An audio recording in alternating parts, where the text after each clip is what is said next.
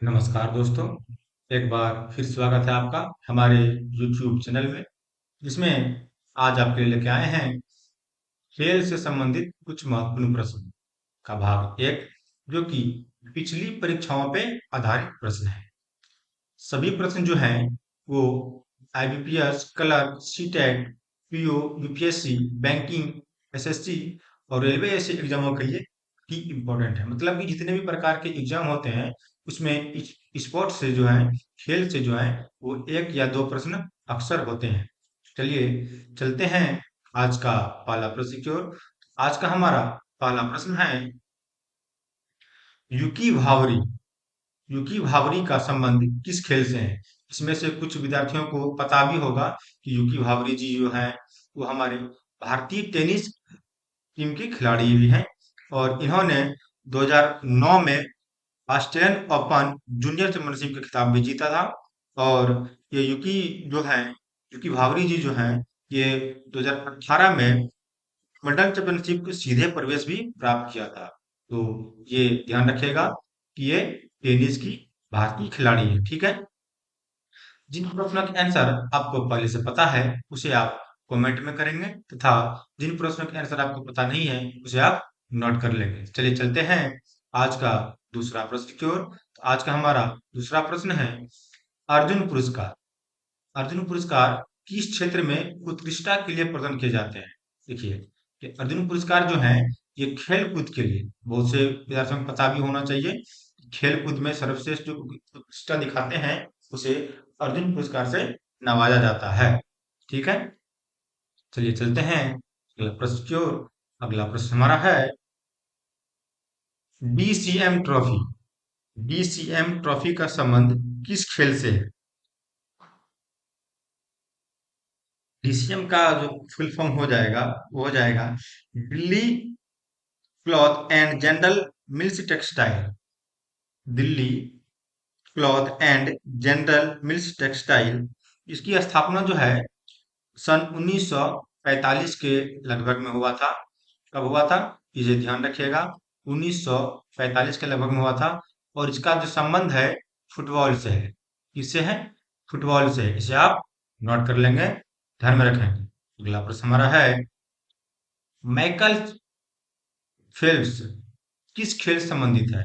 Michael Phelps जो है वो, इसे तो सभी को पता होना चाहिए, ये तैराकी से संबंधित है। माइकल फेल्प्स, इन्होंने अकेले ही, अकेले दम पे जो है, इन्होंने ओलंपिक में कुल कुल मिला के 28, कितने, 28 स्वर्ण पदक जो है अकेले दम पे इन्होंने जीत लिया है। तैराकी के बहुत ही महान खिलाड़ी हैं, एथलीट हैं। ठीक है। ये कहाँ के हैं? माइकल फेल्प्स, ये यूएसए अमेरिका के हैं। कहाँ के हैं? ध्यान रखिएगा, ऐसे ही प्रश्न पूछ दिए जाएंगे। ये यूएसए अमेरिका के हैं। इन्होंने अकेले ही दम पे 28 जो है गोल्ड मेडल ओलंपिक में जीते हुए हैं। ध्यान रखिएगा, इसलिए ये अधिक इंपॉर्टेंट है। चलिए चलते हैं अगला प्रश्न की ओर। अगला प्रश्न हमारा है, अर्जुन पुरस्कार कब प्रारंभ हुआ? अर्जुन पुरस्कार जो है वो देने की शुरुआत कब से हुई थी? वो हुई थी 1961 ईस्वी में। किसमें हुई थी? 1961 ईस्वी में। इसे आप ध्यान देंगे, नोट कर लेंगे। अगला प्रश्न हमारा है, सर ब्रॉड ब्रैडमैन ने किस खेल में अंतर्राष्ट्रीय ख्याति प्राप्त की है? Don Bradman, sir Don Bradman जो है वो एक क्रिकेटर थे। कौन थे? वो एक क्रिकेटर थे। अब यही पे प्रश्न बनता है, जो क्रिकेटर हैं तो वो किस देश के लिए खेलते हैं? वो खेलते थे ऑस्ट्रेलिया के लिए। किसके लिए खेलते थे? ऑस्ट्रेलिया के लिए। हाँ, ध्यान रखिएगा, सर डॉन ब्रॉडमैन जो है वो ऑस्ट्रेलिया से खेलते थे, और वो एक पेशेवर क्रिकेटर हैं। अगला प्रश्न हमारा है, भारत के किस निशानेबाज ने लंदन ओलंपिक खेलों 2012 में, देखिए 2012 दिया गया है, में रजत पदक प्राप्त किया था? भारत के बोल रहा है, ठीक है, ध्यान दीजिएगा, भारत के। तो इसका आंसर हो जाएगा विजय कुमार। विजय कुमार ने जो है लंदन ओलंपिक 2012 में रजत पदक प्राप्त किए थे। ठीक है। अगला प्रश्न हमारा है, स्पर्श रेखा किस खेल से संबंधित है? स्पर्श रेखा, स्पर्श रेखा इसको छू लेने से क्या हो, मतलब जो प्रतिद्वंदी होते हैं वो उसकी एक तरह से मतलब हार हो जाती है। वो है कबड्डी। कबड्डी में जो लाइन खींची होती है, इसे कोई खिलाड़ी छू लिया, तो जो जो खिलाड़ी इसे छुए हुए हैं वो सब की क्या बोलते हैं कि वो सब आउट हो जाते हैं। ठीक है, तो वो कबड्डी है। अगला प्रश्न हमारा है, ऑस्ट्रेलियाई ओपन टेनिस 2012 के पुरुष एकल विजेता कौन थे? ऑस्ट्रेलियाई ओपन बोल रहा है, ध्यान दीजिएगा। इसे ऑस्ट्रेलियाई ओपन टेनिस बोल रहा है। तो देखिए क्या बोल रहा है, पुरुष एकल जो खेलते हैं वो है नोवाक जोकोविक, और ये ऑप्शन सही है, नोवाक जोकोविक। नोवाक जोकोविच जो है, ये अक्सर हम लोगों ने नाम सुना है कि ये टेनिस के खिलाड़ी हैं। और ये किस देश के हैं? ये सर्बिया के हैं। कहाँ के हैं? ये अक्सर प्रश्न पूछे भी जाते हैं और पूछे भी गए हैं। हाँ, ध्यान रखिएगा, ये सर्बिया देश के खिलाड़ी हैं, नोकाक नोवाक जोकोविच। अक्सर पूछे जाते हैं, अक्सर ये हेडलाइन में भी रहते हैं सर। चलिए चलते हैं अगला प्रश्न की ओर। अगला प्रश्न हमारा है, 3 सेकेंड। 3 सेकेंड जो है किस खेल से संबंधित है? 3 सेकेंड जो है वो बास्केटबॉल से, किससे? बास्केटबॉल से संबंधित है। Option number B. अगला प्रश्न हमारा है, ईरानी कप का संबंध किस खेल से है? ईरानी संबंध, ईरानी कप, ध्यान दीजिएगा, नाम क्या है? ईरानी कप। ये हो जाएगा ईरानी कप क्रिकेट से, किस संबंधित है? क्रिकेट से। अगला प्रश्न हमारा है, सानिया मिर्जा निम्नलिखित में से किस खेल से चर्चित है? ठीक है, सानिया मिर्जा के लिए तो सबको पता ही होगा और पता ही होना चाहिए, टेनिस है, लेकिन यहाँ पे दिया है लॉन टेनिस।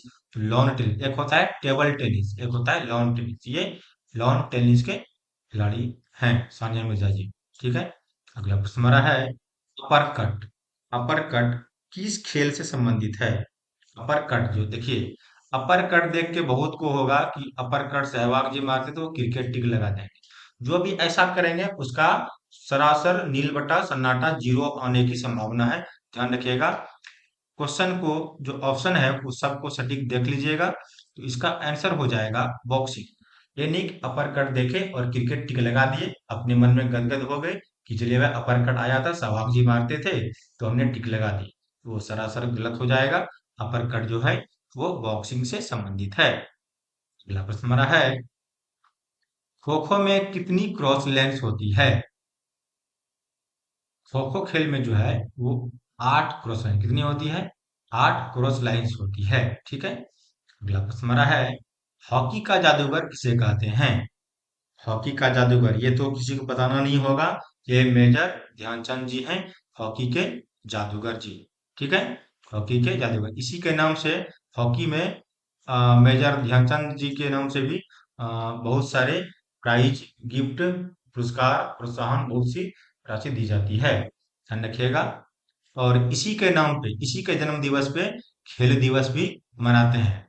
इसी के जन्म दिवस पे खेल दिवस भी मनाते हैं। आप लोग कमेंट में बताइए कि खेल दिवस यानी मेजर ध्यानचंद जी का जो जन्मदिन है वो किस तारीख को है। ठीक है, अगला प्रश्न हमारा है, निम्नलिखित में से कौन हॉकी का खिलाड़ी नहीं है? देखिए, इसमें हॉकी का खिलाड़ी कौन नहीं है? पृथ्वीपाल सिंह जी हॉकी के खिलाड़ी हैं, बलवीर सिंह भी हॉकी के वर्तमान में भी खिलाड़ी हैं, और ये देखिए ये दो नाम जो है, ये दोनों नामों में कंफ्यूजन है, लेकिन इसे सटीक तो मारना होगा। जी एस रामचंद्रन जी जो हैं वो हॉकी के खिलाड़ी नहीं हैं। वी एस रामचंद्रन जी जो हैं वे प्रोफेसर थे। ठीक है, मनोविज्ञान के प्रोफेसर थे, ध्यान रखिएगा।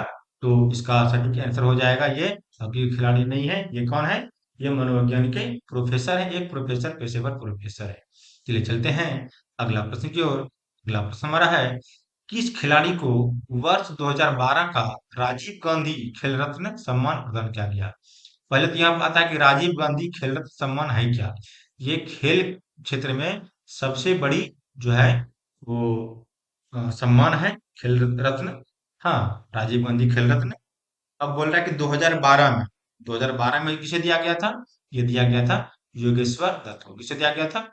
योगेश्वर दत्त को। योगेश्वर दत्त भारतीय खिलाड़ी हैं, और ये कुश्ती, क्या खेल, कौन सा खेल खेलते हैं योगेश्वर दत्त जी? ये पता होना चाहिए। ये कुश्ती खेल खेलते हैं। क्या खेलते हैं? कुश्ती। योगेश्वर दत्त कुश्ती। आप इसे मन में रिपीट करेंगे, आपको याद भी होती रहेगी और नोट भी कर लेंगे। कुश्ती खेल खेलते थे योगेश्वर दत्त जी। ठीक है। अगला प्रश्न हमारा है, अंतर्राष्ट्रीय ओलंपिक समिति का अध्यक्ष कौन है? देखिए, अंतर्राष्ट्रीय बोल रहा है, सिर्फ अपना राष्ट्रीय नहीं, अंतर्राष्ट्रीय। और ओलंपिक समिति का जो है अध्यक्ष बोल रहा है, तो वो है जॉक्स रोगे। कौन है? Jacques Rogge, sorry, Jacques Rogge. Option number B. अगला प्रश्न हमारा है, लंदन में 2012 में आयोजित 30वें ओलंपिक में, देखिए 2012 में 30वें ओलंपिक में सर्वाधिक स्वर्ण पदक किस देश ने जीते थे?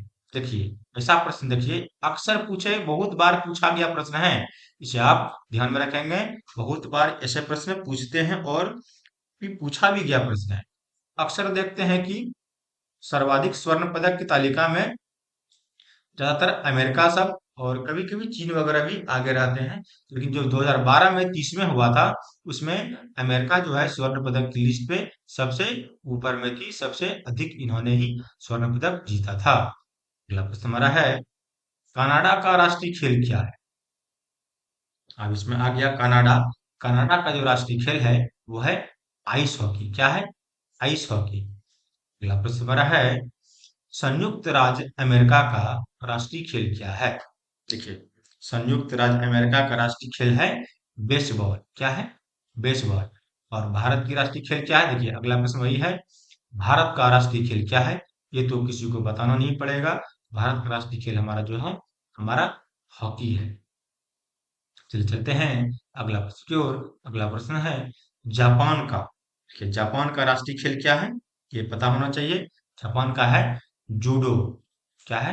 जूडो कराटे जो होते हैं, जूडो जापान का राष्ट्रीय खेल है। अगला प्रश्न हमारा है, पोलो खेल का प्रचलन भारत में किस राज्य में हुआ था?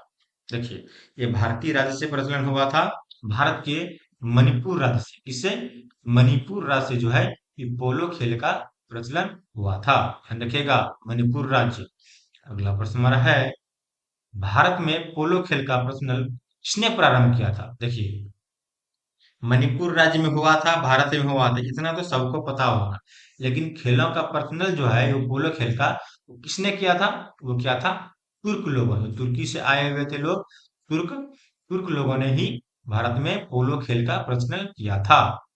ध्यान दीजिएगा। अगला प्रश्न हमारा है, कबड्डी खेल का जन्मदाता किस देश को कहा जाता है?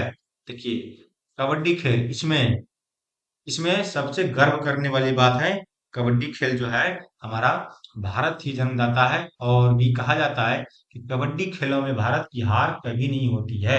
जितने भी विश्व लेवल पे कबड्डी का चैंपियनशिप हुआ है, सभी के सभी में भारत ही विनर हुए हैं। ठीक है, ये सबसे बड़ी गर्व की बात है। कबड्डी खेल में जो है भारत सबसे अग्रणी देश है। अगला प्रश्न हमारा है, शतरंज खेल का जन्मदाता, शतरंज खेल का जन्मदाता किसे कहा जाता है? तो शतरंज खेल का भी शुरुआत भारत में ही हुआ था। कहाँ हुआ था? शतरंज खेल का भी शुरुआत भारत में ही हुआ था। और कबड्डी का भी शुरुआत भारत में ही हुआ था। और भी बहुत सारे खेल हैं, इसके जन्मदाता भारत ही है। ठीक है। अगला प्रश्न हमारा है, क्रिकेट खेल का जन्मदाता किसे कहा जाता है? क्रिकेट खेल, जिसने क्रिकेट की शुरुआत की, ये सबको पता होगा कि क्रिकेट के खेल के जन्मदाता जो है वो इंग्लैंड है। और इन्होंने 2019 तक कोई भी ऐसा जो क्रिकेट के वर्ल्ड लेवल के जो मैच होते हैं उसमें, यानी विश्व कप जो होते हैं, वो 2019 तक नहीं जीती थी। और ये लास्ट बार जो 2019 में है, उसी में इंग्लैंड ने पहली बार, प्रथम बार जो है वो क्रिकेट का विश्व कप जीता था। ठीक है, ध्यान दीजिएगा। भारत ने कब कब जीता है? भारत ने दो बार जीता है। कब कब जीता है? एक बार जीता है 1983 में, और एक बार जीता है, मैं इस समय भारत देश के कैप्टन कौन थे? ये थे कपिल देव जी। और अभी जो वर्तमान में जीते हुए थे, ये कब जीते हैं? ये जीते हैं 2011 में। 2011, इस टाइम कप्तान कौन थे? इस टाइम थे MSD जी, महेंद्र सिंह धोनी। MSD। ठीक है। अगला प्रश्न हमारा है, क्रिकेट के आधुनिक संस्करण यानी सुपर मैक्स क्रिकेट की शुरुआत कहाँ हुई? देखिए, आधुनिक संस्करण बोलिए या सुपर मैक्स क्रिकेट बोलिए, दोनों एक ही वर्ड है, एक ही लफ्ज है। इसकी शुरुआत जो है ये ऑस्ट्रेलिया ने हुई थी और सबसे अधिक बार विश्व कप जो है वो ऑस्ट्रेलिया ने ही जीती है। लगभग के लगभग 4 से 5 बार, कंफर्म नहीं है, शायद 5 बार ही इन्होंने ही जीती है। ठीक है, सबसे अधिक बार। अगला प्रश्न हमारा है, वाटर पोलो में एक पक्ष में खिलाड़ियों की संख्या कितनी होती है? वाटर पोलो जो होता है उसमें देखिए, पोलो एक शब्द है सिर्फ, पोलो। पोलो जो इसमें लगेगा तो पोलो में खिलाड़ियों की संख्या हो जाती है 4। ध्यान दीजिएगा, पोलो में खिलाड़ी कितने खेलते हैं? 4।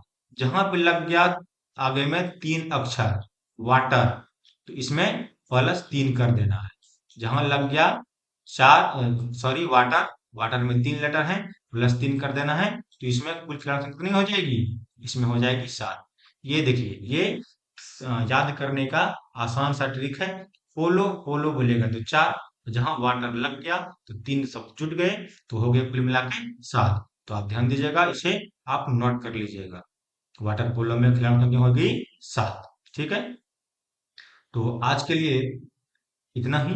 सभी कॉम्पिटिटिव एग्जाम के लिए हमारे चैनल जो कि डिस्को क्लासेस के नाम से है, इसे आप सब्सक्राइब करें, लाइक करें, कमेंट करें, शेयर करें और अपन बेल की घंटी भी दबाएं ताकि हमारा आने वाला वीडियो आपको सबसे पहले प्राप्त हो। तब तक के लिए हमें आज्ञा दीजिए। धन्यवाद। जय हिंद।